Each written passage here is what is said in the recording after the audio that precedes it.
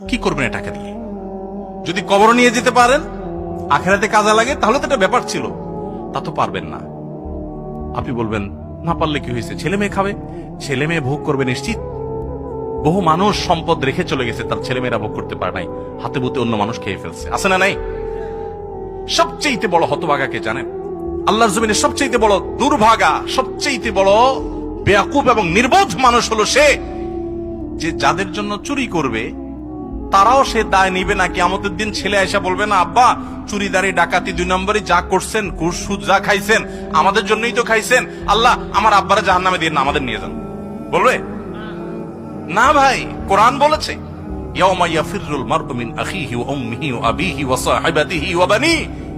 সন্তান বাপকে দেখে মাকে দেখে পালাবে, যে না জানি আজকে কোনো কিছুর জন্য ধরে। সবাই ইয়া নাফসি ইয়া নাফসি করবে। যাদের জন্য চুরি করবেন ওরাও দায় নিবে না। আপনার মতো নির্বোধ কে হতে পারে? সন্তানকে চুরির সম্পদ দিয়ে বড় করবেন না, সততা দিয়ে বড় করেন।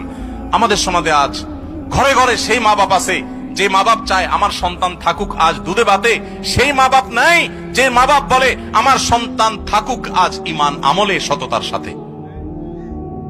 সেই মা বাপ নাই। মা বাপ নকল কিনে এনে দেয়, বাবা 2 নম্বরে করে পরীক্ষা দেয়। যেই মা বাপ সততা শিখাবে, সততার সংকল্প করাবে, সেই মা বাপ চুরি শিখাচ্ছে। এজন্য সমাজের রন্ধ্রে রন্ধ্রে, কাজে বাজে, কোনাকাঞ্চিতে সর্বত্র দেখবেন চোর আর চোর উৎপাদন হচ্ছে, দুর্নীতিবাজ উৎপাদন হচ্ছে।